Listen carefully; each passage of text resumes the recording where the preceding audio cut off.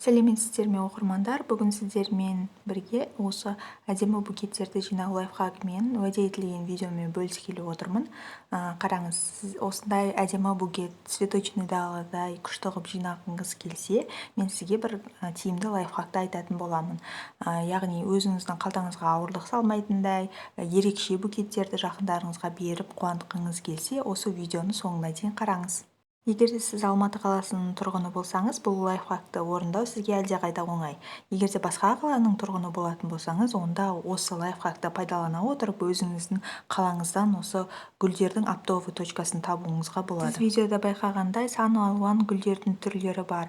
Мына гүлдер тюльпандар сезонында түсірілген, яғни 8 март аналар мейрамында біз өзіміздің жақындарымызға алған болатынбыз. Қаладағыдай емес, выбор әлдеқайда үлкен, және де осындай керемет букеттерді сіз жақындарыңызға өте арзан бағада сыйлауыңызға мүмкіндік туып тұр. Жақындарыңызға сыйлауға алып, болмаса мезгілінде сезонный сіз өзіңіз бизнес көзі ретінде қарастырсаңыз болады. Алматы қаласында бірі білсе бірі білмес, Сүйінбай даңғылы бойында Түрксіб базарында осындай керемет гүлдер сататын көтерме сауда орталықтары бар. Бұл базарға сағат таңғы 5 пен 8-дің арасында баруға кеңес беремін, себебі көтерме саудагерлер сол уақытта сауда жасайды және соларға арналған бағаны сіздерге айтады.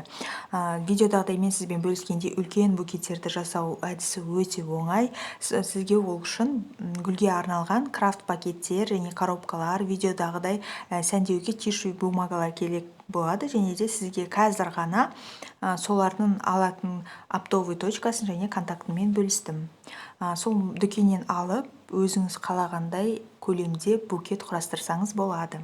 Жоқ, бұндай букетті құрастыру қолымнан келмейді десеңіз, онда өзіңіздің гүліңізді алып, кез келген флористикалық дүкенге барып, флористтерге жинатсаңыз, ол сізге өте арзан бағада жинап береді. Сұрақтарыңыз болса, комментарийға жаза кетіңіздер. Видео ұнаған болса, лайк басып, каналға тіркеліп кетіңіздер. Пайдалы контентпен бөлісуге тырысамын. Сау болыңыздар.